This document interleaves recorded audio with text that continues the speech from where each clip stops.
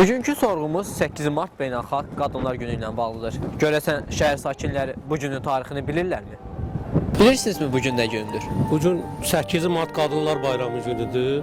Bəli, bilirəm. 8 Mart Beynəlxalq Qadınlar Günüdür. Bəli, bugün 8 Mart Beynəlxalq Qadınlar Günüdür. 8 Mart Qadınların Bayramı günüdür. 8 Mart Beynəlxalq Qadınlar Günü. 8 Mart Qadınlar Bayramıdır. Bugün 8 Mart Beynəlxalq Qadınlar Günüdür. Əlbəttə bilirəm. Bugün Beynəlxalq 8 Mart Qadınlar Günüdür. Bu günün tarixi haqqında məlumatınız varmı? Clara Zetkin adlı qadın tərəfindən ortaya çıxarılmışdır.